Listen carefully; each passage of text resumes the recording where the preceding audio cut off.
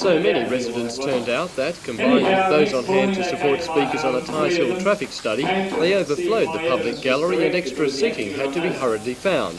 For years, Stockton residents have accepted the drawbacks of living beside their industrial neighbours, especially in a strong westerly. However, a spate of new chemical plant proposals has galvanised the community into action, and they're saying no more. Stockton is immediately facing Kooragang Island, where all the chemicals are being manufactured. With a westerly wind, the place is impossible almost to breathe. Norm Besan is chairman of the North of the Harbour Residents Group and one of a number of speakers who presented council with environmental and social arguments against more development. He is particularly angry over plans to move a fluorocarbon plant from Sydney to Kooragang Island. Mr Besan says the plant has not met Sydney pollution requirements and should not be allowed to be built here. This is one that has been banned and has to wind up. Well, why come here to wind up? Wind up down in Sydney. Put it alongside Canberra, a good spot, alongside Burley Griffin's place, not here. In all, 5 chemical plants are planned for Newcastle. 2 have already been approved by council. Given the go-ahead, a $1.6 million nitric acid extension for Eastern Nitrogen and a $1.2 million chemical plant for local company Chemcon, both on Kooragang. Awaiting approval, a $10 million fluorocarbon plant proposed by Australian Fluorine Chemicals, an I.C.I. Pharmaceutical Plant for Mayfield, and a $62 million Manganese Dioxide Plant, which BHP wants to build with Utah Minerals, also at Mayfield. None of the companies asked to speak at the public access meeting.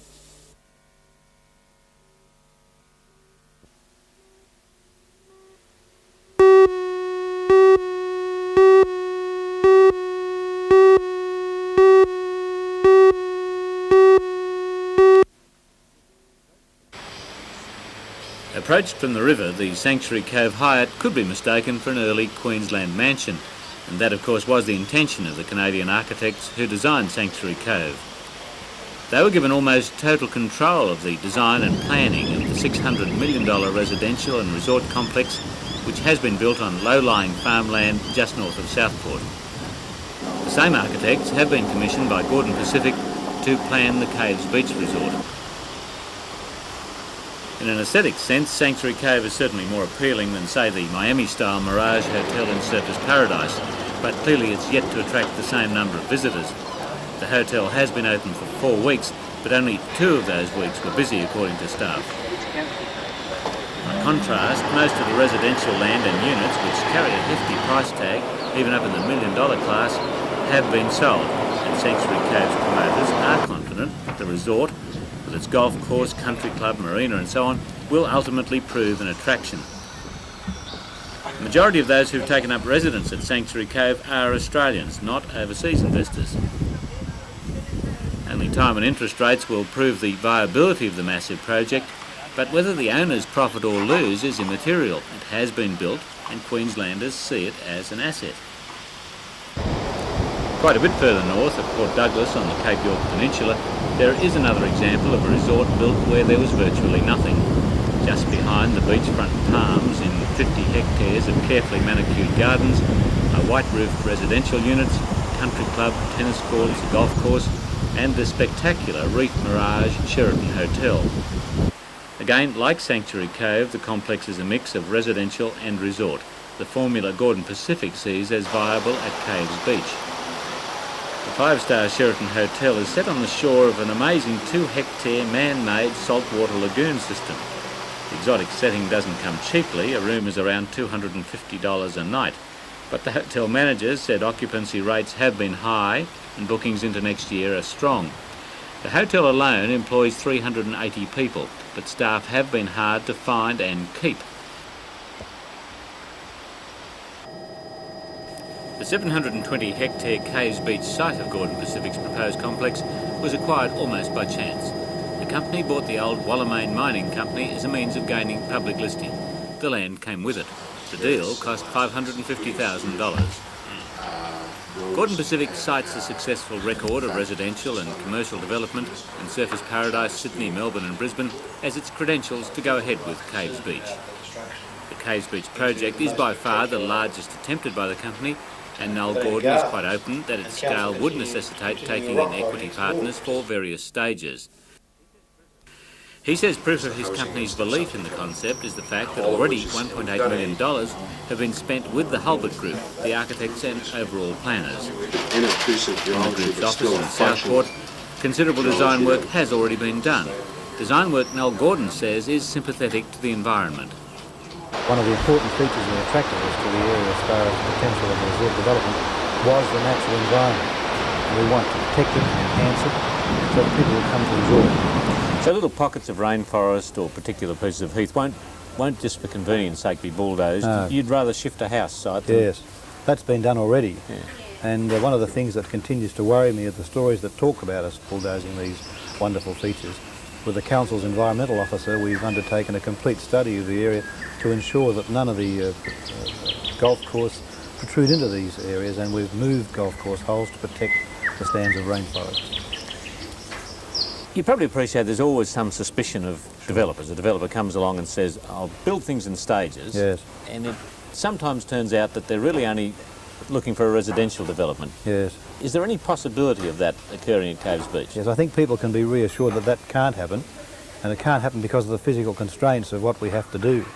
People should realise that the building program in regard to both the golf course and the hotels are so long, in fact close to 2 years, that they have to be undertaken immediately. So there's no chance of commencing a residential subdivision and not doing the golf courses and the hotels.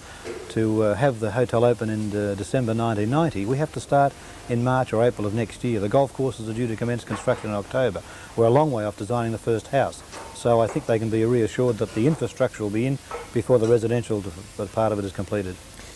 You're convinced that a hotel there, 300-room, 5-star hotel, could be viable? Yes, our reports indicate that it certainly will be viable. Our consultants have indicated that in the first year of operation, a 60% occupancy rate can be achieved, in the second year 70%, and I'm very heartened by that. I think we're presenting a unique destination for people, a destination with the facilities that aren't available anywhere in Australia, and probably in a collective situation nowhere in the world. So where are those people going to come from then? Well, I've confidence, of course, that we've got a base in our local tourism. I think Australian tourism alone, the fact that we're close proximity to Sydney, you see, driving 45 minutes to an hour from Sydney is not considered in international standards a long distance. Australians might think it's a long way, but people see our proximity to Sydney as being a close situation. So I see our hotel servicing Sydney.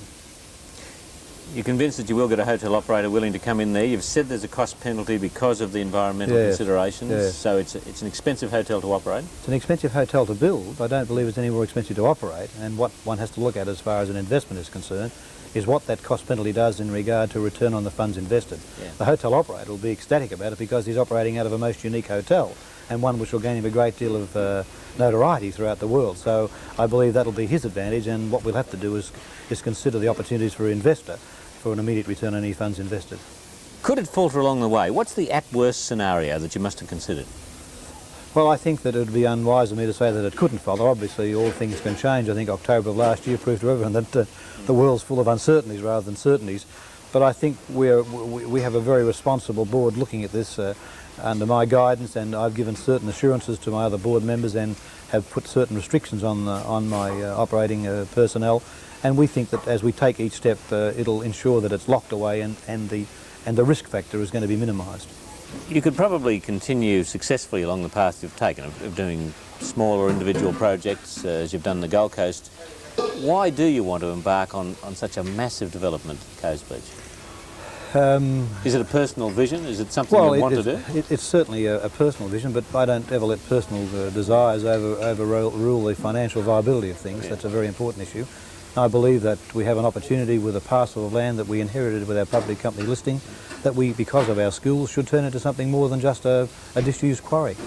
And I believe that whilst I have certain ambitions in regard to it, the company is in a growth pattern, and it has secured certain properties on the Gold Coast, has certain properties here in Cairns which are tourist related, and tourism is the greatest export this country has to offer. And the next 10 years are very exciting, and our company is well placed to take advantage of that growth in that industry.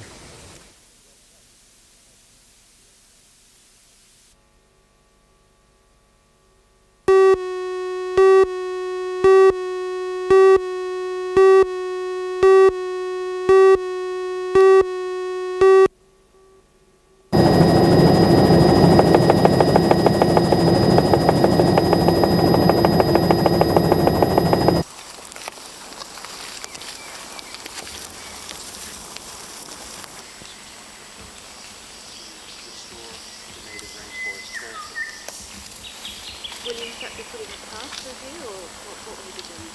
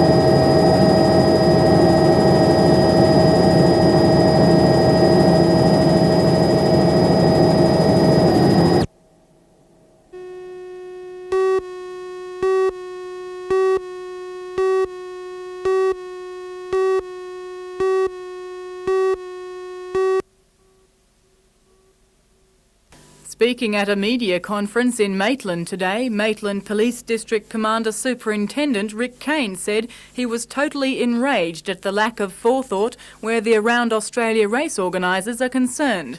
He says an inquiry will be held into the rescue operations which have followed. The police-launched Sea Eagle should never have had to put to sea to rescue those people on that yacht if the common sense situation that I've advocated had prevailed in the first instance. That is, the race should have been put off, postponed, whatever you like to say, until a more reasonable time, i.e. the seas had abated. He says efforts will be made to determine the financial cost of rescue operations and who should be held responsible. Meanwhile, Myuna III crew members finally made it back onto dry land at Nelson Bay this evening after a gruelling night at sea. They issued a mayday around 2 o'clock this morning after losing the 11-metre yacht's rudder. Tonight, the 6-member crew is safe and well, but the rough journey back to shore, being towed by police vessels, made crew members physically ill. However, skipper Ed Kindred has no doubts the race should have gone ahead. I, like the other skippers, taxpayers, we pay a fair amount of money to the federal and state authorities to keep police force and with vehicles and boats for the purpose they're in the force for, to help others. Organisers have also defended the race, saying safety was considered. Our vessels in this event surpass these standards with equipment such as survival suits, waterproof handheld VHF radios and calamity packs being mandatory, all of which contributed to the survival of the crew of Escapade. These items are not required on Sydney-Hobart yacht races, for instance.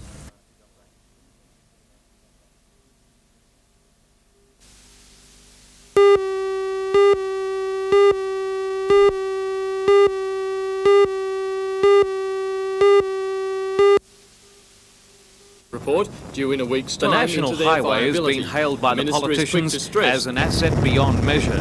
The gold-plated road, as it's been dubbed because of its huge cost, has become a boon to the thousands of road users travelling north of Sydney. But the project has come to a temporary standstill as the DMR agonises over the difficult stretch west of Barnsley. Following months of controversy, a western route has been adopted by the government, which bowed to the pressure of local residents and from coal companies, anxious about the road locking up valuable underground coal reserves. But that delay put the massive roads program well behind schedule. In the meantime, a more pressing problem has emerged. This is the end of the road for the thousands of cars, coaches and trucks which use the National Highway out of Sydney every day. From here, they're forced to peel off this beautiful two-lane highway onto secondary rural roads, never designed for heavy traffic, let alone the volume of traffic. That road runs through Freeman's Waterhole, over the Gap, past Mulbring and into the town of Pelaw Main. All traffic heading north and south wishing to bypass Newcastle is using this road since the latest section of freeway was opened in March. Rod Hunt, a local shopkeeper, and his family use this road every day. He says more than 80 semis can pass his shop in 1 hour. I did a count last Friday morning and counted 80 trucks in 1 hour. Not saying that that's every hour, but the figure would be, very high up, in the 70s or 80s, I would say. It looks to me, and I'm no expert, but it looks to me as if the road's just crumbling under the pressure and the weight. Well, let's face it, the traffic that's on here shouldn't really be on here. This road wasn't designed to take the amount of traffic that's going north. And that's where all this traffic's headed, because once they come off the end of the new freeway, then they're directed in this direction to go to Nelson's Bay, Taree and further north. So it's not the fault of the trucks nor the cars using this road, it's just the state of the road, and that's really all there is to it. The road then crosses a small single-lane wooden bridge. While we were filming the road conditions, 2 semi-trailers approached the bridge from opposite directions at the same time. The result? Both trucks coming to a halt to negotiate the narrow passage, with rows of cars banking up behind them.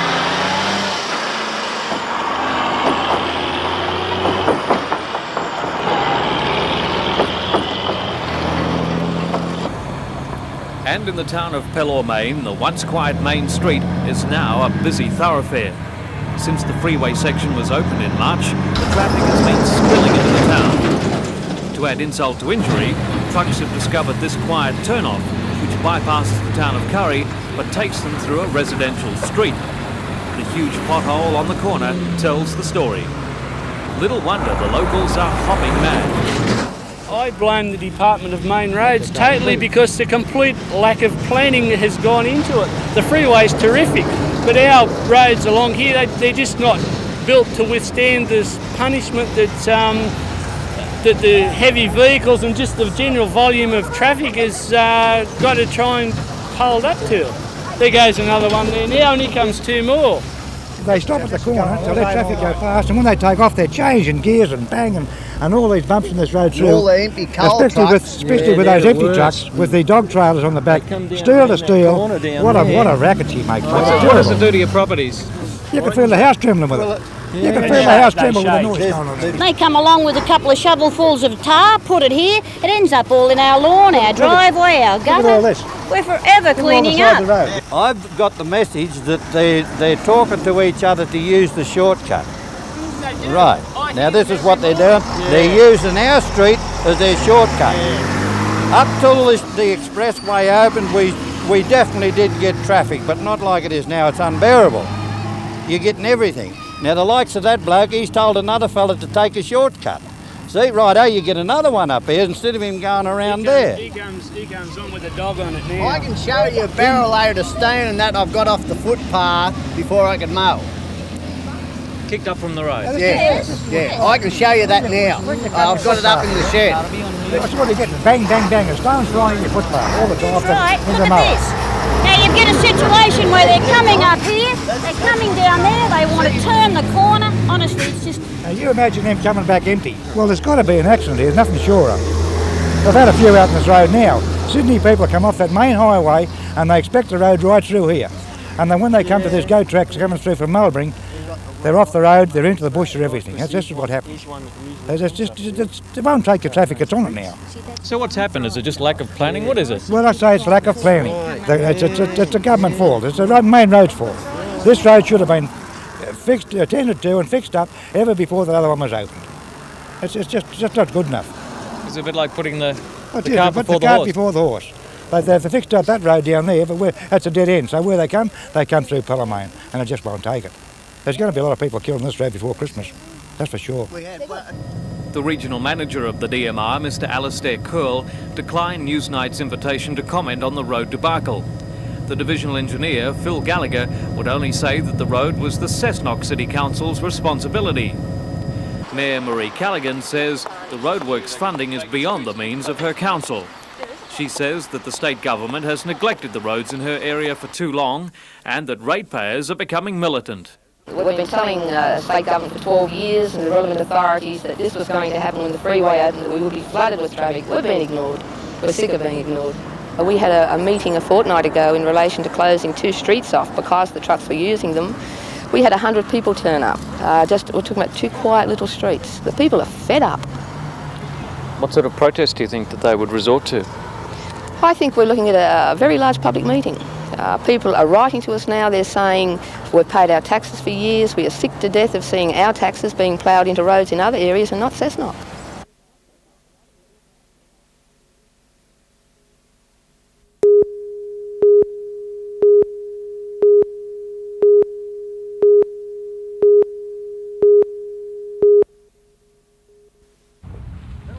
People in the Upper Hunter and Central Coast will benefit by the budget's rural allocation. $5 million will be spent over 3 years, helping country people to market their primary products. This will lift the performance of our horticulture and fishing industries. Due to past problems, the government will continue its stringent testing for chemicals in our beef products. Mixed news for RAF personnel at Williamtown and the soldiers at Singleton Army Base. The Defence Minister states that there will be an improvement in Defence Force housing. Civilians will be recruited for the more mundane tasks to lift the morale of Defence Force personnel. However, the Minister then imposes a fringe benefits tax on those improvements. A 5-year income tax depreciation has been provided to encourage new ships with reduced crew levels in the Australian fleet. And the joint Anzac ship project will go ahead, including the construction of 12 frigates. The successful tender will be either AWS in Newcastle or the Victorian-based consortium AMEC. And as announced earlier this year, the budget provides just $550,000 to fund initiatives in the coal industry, including improved marketing, export controls and industrial relations.